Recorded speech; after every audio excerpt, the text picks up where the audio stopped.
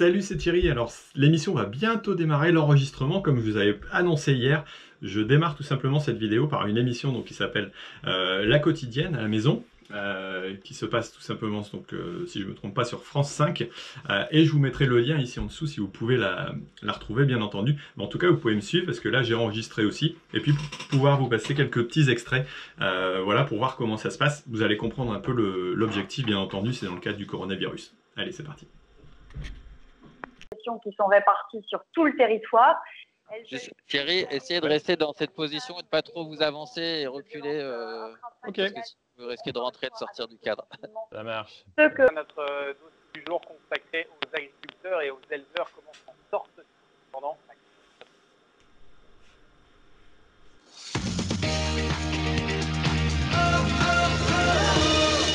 Une partie de la France est confinée, une autre est contrainte de sortir pour travailler sur le terrain, indispensable pour nourrir les Français, les éleveurs, les agriculteurs, les producteurs, les viticulteurs travaillent dur pour assurer notre sécurité alimentaire. Mais la fermeture des marchés et le manque de main-d'œuvre sur le terrain vient vraiment compliquer les choses. Thierry Baillet est avec nous. Bonjour et bienvenue. Vous êtes agriculteur dans le Nord. Vous produisez notamment des pommes de terre pour la grande distribution. On vous retrouve aussi sur YouTube. Vous tenez une page Thierry Agriculteur d'aujourd'hui sur laquelle vous expliquez votre quotidien. Avec nous également aujourd'hui Nicolas Giraud. Bonjour et bienvenue. Vous êtes porte-parole de la Confédération Paysanne. Vous êtes également agriculteur en Franche-Comté. Vous produisez du lait qui sert à fabriquer le fromage comté. Bienvenue à tous les deux. On va commencer avec une première question d'un téléspectateur. C'est Elliot qui vous interroge sur la plateforme Facebook de la quotidienne. Il vous demande, doit-on craindre une pénurie sur certains produits et donc une hausse de prix sur certaines denrées alimentaires à cause de cette crise? Thierry Baillet. Alors la réponse est assez complexe parce que c'est vrai qu'on a beaucoup de secteurs qui peuvent être impactés par l'action du coronavirus, donc par le problème de manque de main-d'œuvre et puis aussi par le fait qu'il n'y ait pas d'importation qui se passe de l'étranger. Donc c'est vrai que ça peut créer des réductions de volume, alors des pénuries, je ne pense pas qu'on en arrive là. On a une capacité de production en France des agriculteurs qui est tout à fait convenable. Par contre, peut-être que certains produits sont impactés parce qu'il n'y a pas d'importation comme on peut l'avoir classiquement. Donc ça peut entraîner des coûts supplémentaires parce que on n'a pas forcément les mêmes, j'allais dire, régimes sociaux dans tous les pays et les mêmes coûts donc au niveau alimentaire. Mais par contre, sur un ensemble, il n'y a pas de risque, à mon avis, de là où je suis, il n'y a pas de risque de pénurie de façon importante. Les agriculteurs sont tous au travail, mais en ce moment, il y a beaucoup de monde dans les champs. Alors, nous, on a la chance de pouvoir travailler comparé aux personnes qui sont enfermées, bon, comme d'autres personnes, de métiers indispensables. Ces pommes de terre, je crois, Thierry, sur la pomme de terre, c'est un petit peu tendu en ce moment, non? Alors sur la pomme de terre, c'est très particulier parce que d'habitude, voilà, moi je produis de la pomme de terre qui part à la fois de la consommation classique, mais elle qui est déjà vendue, et puis de la pomme de terre qui est pour l'industrie. Et pour l'industrie, actuellement, la problématique, c'est que les restaurants de grande distribution, enfin les restaurations sont fermées, les cantines sont fermées, donc la pomme de terre est transformée d'habitude en frites, et actuellement on mange moins de frites ou moins de pommes de terre qui vient de l'industrie. Et donc il reste des stocks. Alors actuellement c'est en train de partir tout doucement, mais le marché s'est effondré au niveau des prix pour la pomme de terre d'industrie, c'est un type particulier, alors que peut-être que pour la consommation c'est un petit peu l'inverse parce qu'il y a eu plus de demandes, mais ce qui fait que ça dérègle le marché. On a des stocks dont on ne sait pas forcément, j'allais dire, la finalité d'ici 2 mois, quoi. Nicolas Giraud, vous produisez du lait. Là aussi, la filière, elle est inquiète en ce moment. Question maintenant de Roman qui vous dit je nettoie mes fruits et légumes plusieurs fois en rentrant de mes cours. Peut-être un petit peu parano, mais j'aimerais savoir si les agriculteurs respectent les mesures sanitaires quand ils sont dans leur ferme. Est-ce que vous avez changé votre manière de travailler, Thierry Baillet? Alors oui, on a changé notre manière de travailler. Par contre, je ne fais pas de conditionnement actuellement de légumes ou de produits, donc je ne suis pas directement en contact avec des produits. Donc on a changé notre manière de travailler avec les collègues, parce qu'on ne travaille pas seulement seul, voilà, on travaille aussi avec d'autres. Donc on maintient les gestes barrières, on essaye d'éviter les contaminations, on désinfecte les tracteurs pour, avant, j'allais dire chaque intervenant, on essaye d'en mettre un par jour, un chauffeur par tracteur. Et donc, et si on doit changer, ben, on désinfecte entre deux, donc déjà pour se protéger soi. Hein. Ensuite, oui, clairement, on doit mettre en place, on va mettre en place, nous, pour les salariés qui vont commencer, par exemple, du désherbage d'oignons pour des oignons bio, des gestes barrières aussi. Pour l'instant, on n'est que dans de la production, donc il n'y a pas encore de risque vu que c'est pas destiné aux consommateurs. Mais je pense que les agriculteurs comme les industries, on a l'habitude d'avoir des règles sanitaires qui sont quand même assez strictes. En France, on est très bon là-dessus. Et j'allais dire, chaque conditionnement doit être fait dans des règles bien particulières. Alors oui, de laver, je pense que c'est intéressant. Après, j'en ai entendu dire qu'ils parlaient de laver à l'eau de Javel. Attention, ça peut être un risque bien plus important que de nettoyer tout simplement à l'eau correctement. Simplement ces légumes, oui. Alors le faire c'est intelligent, le faire plusieurs fois, je pense pas que ça a une utilité. Après je suis pas scientifique. Donc certains produits ont été impactés. Par contre, on a parlé par exemple de la fraise qui démarre, j'allais dire nous dans le secteur, mais qui a déjà démarré dans le sud avant. Là, il y a la loi Egalim nous a mis plutôt des nouvelles contraintes et quelque chose de supérieur. Par contre, c'est vrai que la relation avec le commerce est toujours assez tendue quelque part. On a très peu d'acheteurs et nous on est des milliers donc à produire, même s'il y a quelques, j'allais dire. Thierry Baillet, c'est vrai qu'on a beaucoup parlé d'agribashing ces derniers mois. Vous avez beaucoup de critiques, hein, tout le monde agricole. Est-ce que vous avez l'impression depuis le début de cette crise d'être un petit peu plus soutenu par la population qui se rend peut-être compte de votre importance pour notre... Oui, j'ai l'impression, c'est vrai que moi je fais des vidéos depuis 6 ans pour expliquer mon métier et là on ressent un engouement, on se rend compte que le métier d'agriculteur et la profession d'agriculteur est nécessaire, c'est un métier de base qui permet de nourrir, donc quelque part c'est très positif. Ce que j'espère c'est que ça perdurera sur la suite et que ça pourra faire évoluer aussi un peu les mentalités sur la perception et je pense qu'il faudrait que les gens puissent changer un petit peu de lunettes sur notre façon de travailler, quoi. On n'est pas des pollueurs. Si on utilise parfois des produits, c'est pas uniquement pour embêter le monde et pour polluer la nature. Hein. C'est vraiment par souci d'arriver à nourrir et d'alimenter d'abord les Français et puis aussi d'exporter sur certains produits. Donc, je pense que quelque part ce regard un petit peu différent, bah, il est positif. Il faut en profiter. Pour autant, on a aussi des questions. L'histoire de la main d'œuvre est complexe parce que on a beaucoup de monde qui est bénévole et on n'a pas forcément les places en face parce que c'est pas sur les mêmes secteurs, c'est pas sur les mêmes activités. On l'a rappelé, c'est aussi sur des activités parfois agricoles qui sont techniques, très importantes, voilà, qui demandent beaucoup de savoir-faire. Mais sur une certaine partie des activités, ils peuvent peut-être, enfin voilà, ces bénévoles peuvent peut-être donner un coup de main et puis participer à l'activité aussi. On entend qu'il y a matière à débat à la fois sur certaines dispositions mises en place et il y aura encore d'autres débats sur l'utilisation des produits par les agriculteurs, mais on voulait terminer quand même par cette note positive et ce soutien, en tout cas, et ces messages de soutien que certains adressent aux agriculteurs. Merci beaucoup à tous les deux d'avoir participé à ce dossier et merci à Anaïs Cadraon qui nous a aidé à le préparer. On va répondre à d'autres questions à présent avec nos experts maison dans les 4 pratiques.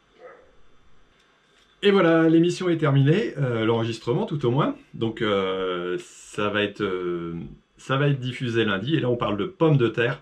Donc voilà, moi je vais aller manger aussi parce que j'ai faim. On continue cette vidéo dans le bureau parce que je suis en train d'écrire le bouquin et je viens justement de faire le petit teaser pour envoyer à l'agence voilà, qui va tout simplement vendre le livre. Donc il s'agit d'Hachette qui va diffuser le livre au-dessus, enfin entre guillemets en parallèle avec les éditions France Agricole parce que mon bouquin sera édité par la France Agricole. Et je voulais vous présenter ce petit teaser, donc le voici.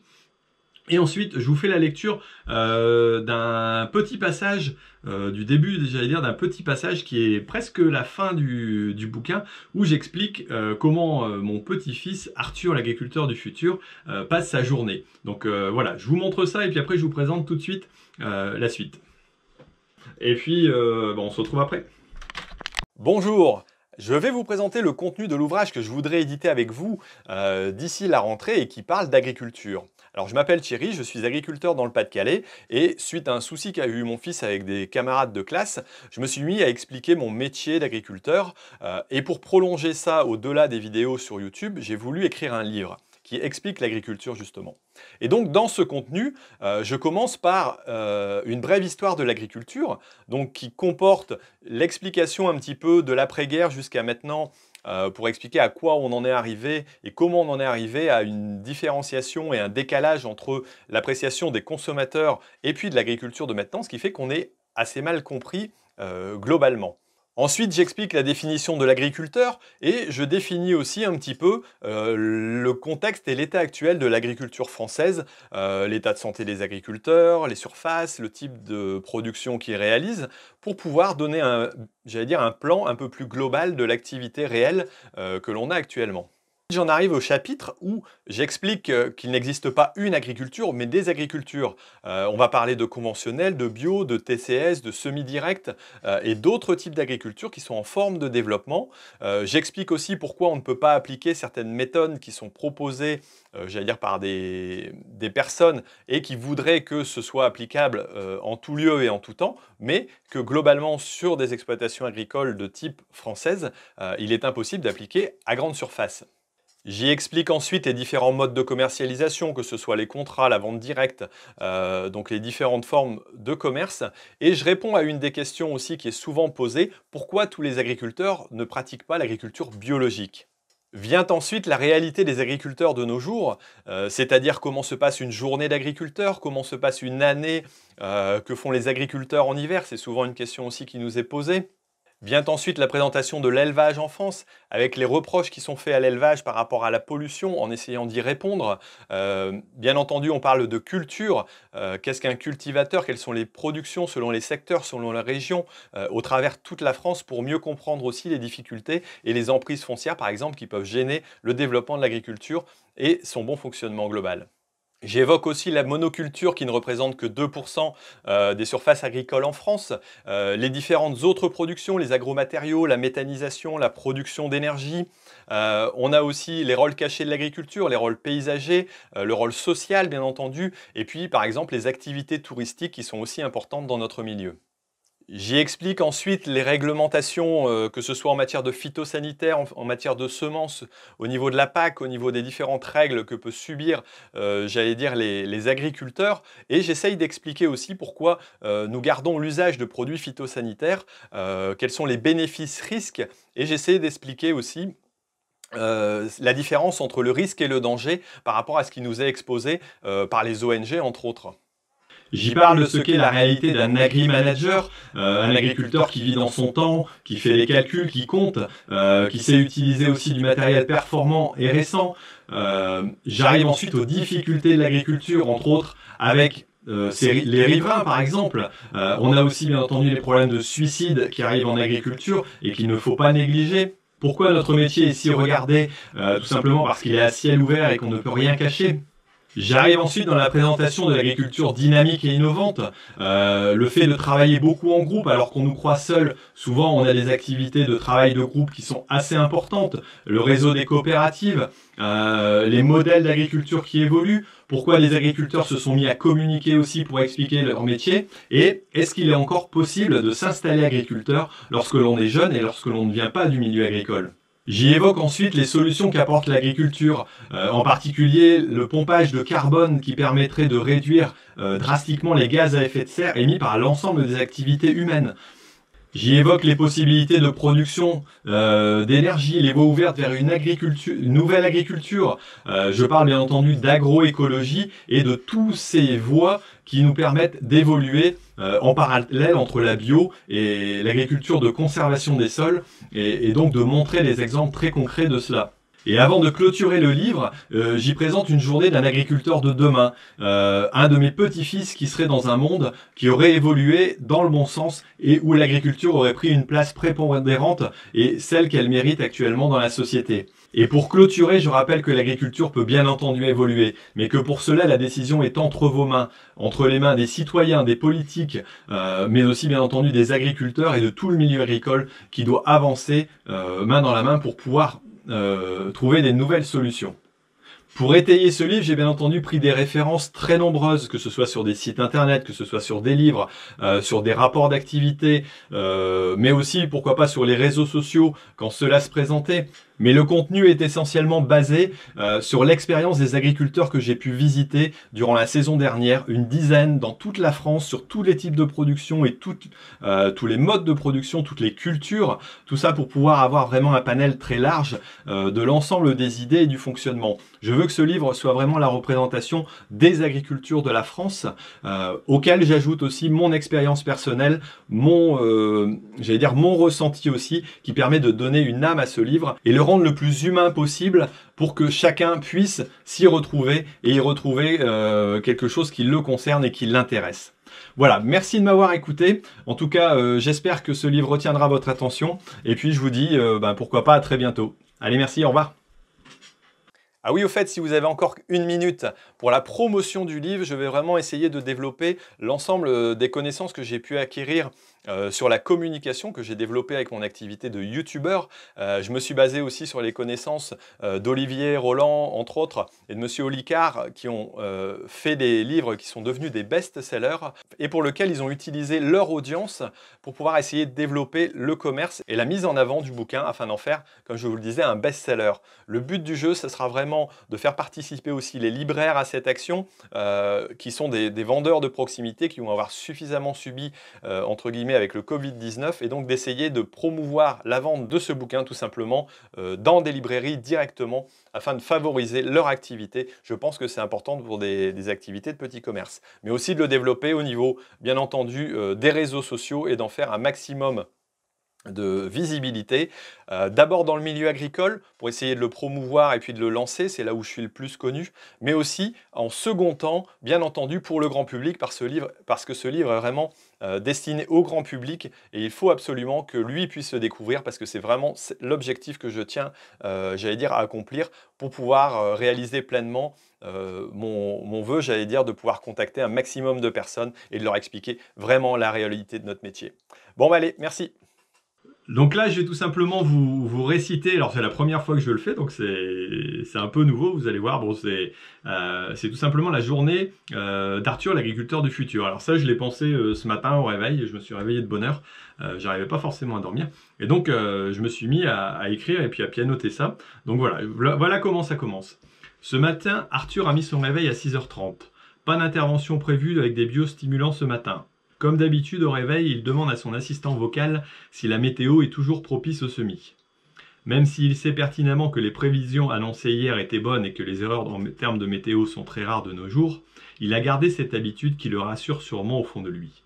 Fernand, l'assistant, lui indique aussi que son complément de semences de quinoa a bien été livré, comme prévu par le négoce à l'Acuma, et que les robots semeurs sont bien rentrés hier soir sans avarie. Après un petit déjeuner composé d'une salade de légumes et d'un grand verre de lait, Arthur enfile sa combinaison en fibres végétales et prend son pick-up électrique pour charger les semences de ferme en direction de la parcelle des 80. Ça, c'est encore une parcelle que j'ai.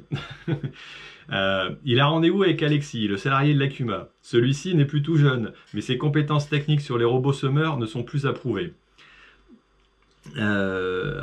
C'est quand même lui qui a aidé le fabricant à adapter les semis de couverts aux couverts de seigle et de crucifères. À deux, ils chargent les trémies.